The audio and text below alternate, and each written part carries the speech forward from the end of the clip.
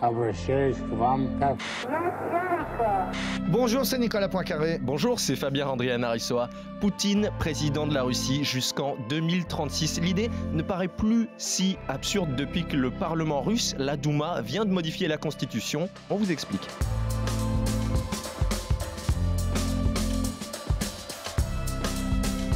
Pour les jeunes qui sont nés en l'an 2000, Vladimir Poutine a toujours été à la tête de la Russie. Il avait dit qu'après ce mandat qui se termine en 2024, il arrêterait.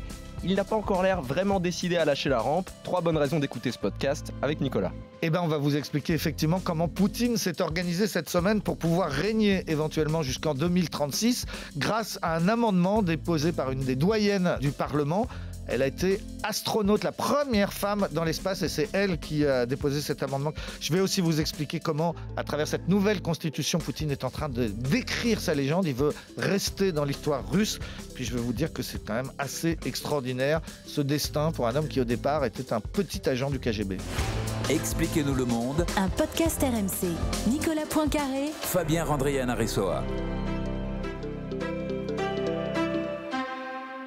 Avant de rentrer dans cette histoire de constitution, il faut d'abord qu'on vous explique qui est Valentina Tereshkova, la première femme à être allée dans l'espace 2 ans après Youri Gagarin en juin 63. À l'époque, elle a 21 ans. Elle est ouvrière du textile et elle fera 48 fois le tour de la Terre. C'est plus que ce qu'ont cumulé tous les astronautes américains.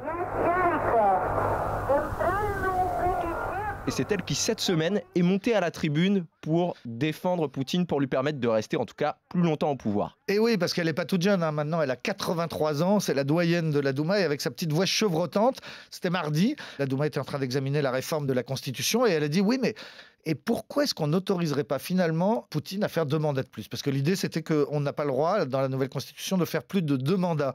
Poutine en a déjà fait 2 de 4 ans au départ, ensuite il a échangé son poste avec Medvedev, le Premier ministre, pendant 4 ans il a été Premier ministre, mais en fait il avait tous les pouvoirs, et puis ensuite il est revenu pour 2 mandats de 6 ans cette fois, donc ça devait se terminer en 2024, et là cette ancienne cosmonaute elle dit mais dans le fond, pourquoi on le garderait pas, pourquoi on remet pas les compteurs à zéro, puisqu'on a une nouvelle constitution, tout redémarre à zéro, et Poutine il a le droit de faire 2 mandats de plus. Il est aussitôt arrivé au Parlement, et il a dit écoutez, alors puisque vous me le proposez, je suis d'accord. Voilà. Et donc la Douma a aussitôt voté cet amendement qui lui permettrait donc de rester au pouvoir jusqu'en 2036. Il doit encore y avoir un vote populaire en avril, le 22 avril, un référendum, mais ça va être une formalité, ça va passer. Et donc voilà, Poutine est encore là pour des années sans doute. D'autant plus que s'il décide de ne pas se représenter finalement, il est quand même totalement à l'abri grâce à cette modification de la Constitution. Oui, il a prévu au cas où un plan B, si jamais il ne devait pas se présenter ou si jamais on lui annonçait, ce qui est assez invraisemblable, qu'il pourrait perdre les élections présidentielles, à ce moment-là, il pourrait prendre la tête effectivement du Conseil d'État ou bien du Conseil de la Fédération. Et la Constitution, la nouvelle qui a été adoptée donc cette semaine, elle prévoit qu'il aurait un statut de sénateur à vie, donc ça lui garantit l'immunité, que par ailleurs il aurait le droit de nommer 30 des membres du nouveau Conseil de la Fédération, encore un nouvel organisme qui aurait beaucoup de pouvoir, et parmi ces 30 membres qui nommeraient, il y en a 7 qui seraient nommés à vie. Donc quoi qu'il arrive, ça veut dire que jusqu'à, 2050 ou plus, des Poutiniens seront à toutes les manettes importantes au pouvoir en Russie.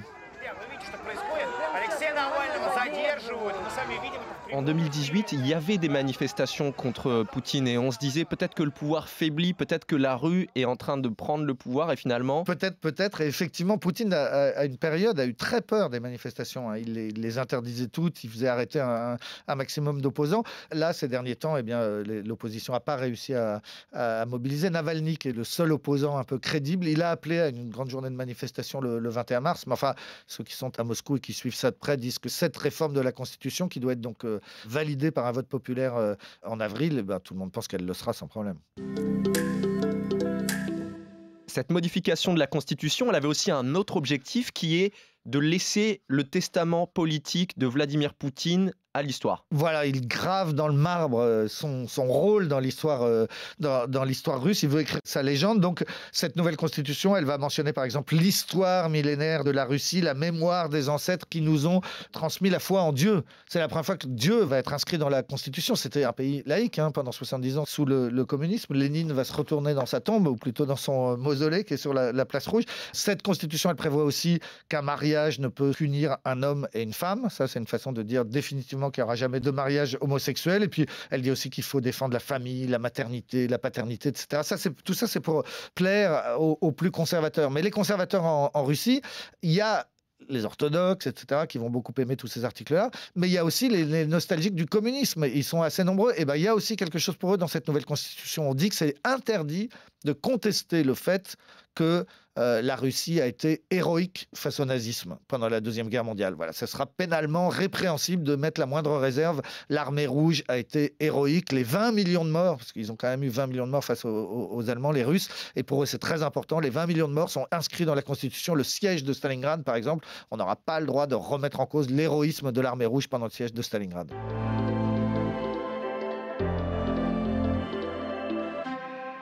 Poutine, c'est d'autant plus exceptionnel qu'il inscrive la foi dans la Constitution que c'est quand même quelqu'un qui était un agent du KGB au temps du communisme. Oui, ce qu'on entend, c'est la chute du mur de Berlin, le 9 octobre 89, un événement historique. C'est l'univers de Poutine qui va s'effondrer. Où est-ce qu'il était à ce moment-là? Il était en Allemagne de l'Est. Il était tout près à Leipzig. Il était en poste, effectivement, pour le KGB. Il était colonel, ce qui n'était pas un grade très très important, et il va voir ce jour-là donc son univers, le communisme, s'effondrer. Ensuite, il va rejoindre Sobchak, qui était plutôt un démocrate, qui était le premier maire de Saint-Pétersbourg, parce que Poutine est originaire de Saint-Pétersbourg, et là, on va avoir un maire plutôt démocrate qui va le prendre sous son aile. L'ancien petit espion est devenu employé de mairie, en gros, auprès d'Anatoly Sobchak. Et puis ensuite, Yeltsin va le repérer et va en faire son responsable des services secrets, en fait. Depuis le Kremlin, d'un seul coup, alors qu'il n'était que colonel, il se retrouve à chapeauter, à être l'intermédiaire entre Yeltsin, le président, et les grands patrons du KGB qui dirigent la Loubianka, l'énorme siège à côté du Kremlin des services secrets. Et puis ensuite, Yeltsin va le nommer ministre des catastrophes naturelles, enfin de l'aide en cas de catastrophe naturelle, puis Premier ministre. Et puis arrive le 31 décembre 1999. On est à quelques heures du passage à l'an 2000. Et là, Boris Yeltsin apparaît à la télévision devant un sapin de Noël pour faire une déclaration. Écoutez. Je pars. Je pars avant le terme prévu. J'ai compris que c'est nécessaire pour moi de le faire. Je veux vous demander pardon. Pardon pour tous les rêves qui ne se sont pas réalisés. Pardon pour tout ce qui nous paraissait simple et qui a causé tant de souffrance. Pardon de n'avoir pas su assumer vos espérances.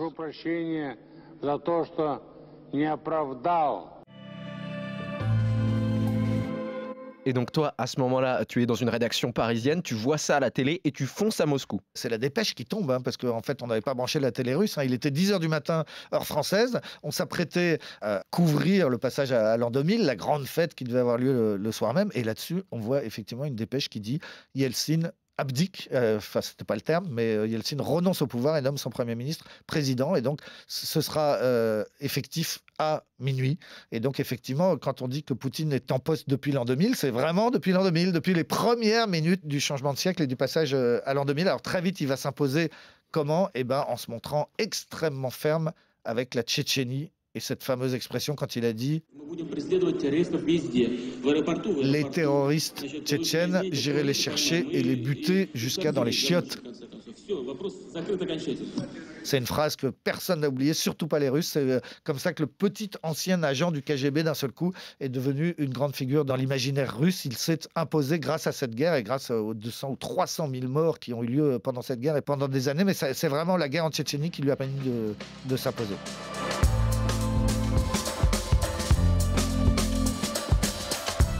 C'est la fin de ce nouvel épisode d'Expliquez-nous le monde. Si ce podcast vous a plu, abonnez-vous. Nous sommes sur toutes les plateformes de streaming, le site et l'application RMC. Parlez-en autour de vous. N'hésitez pas à nous interpeller sur les réseaux sociaux. Merci à Irène Matuzewski à la technique. À la semaine prochaine. Spasiba bolchoï, ça veut dire merci beaucoup. Fabien, à la semaine prochaine. Retrouvez Nicolas Poincaré dans Bourdin Direct Tous les matins à 7h50 sur RMC.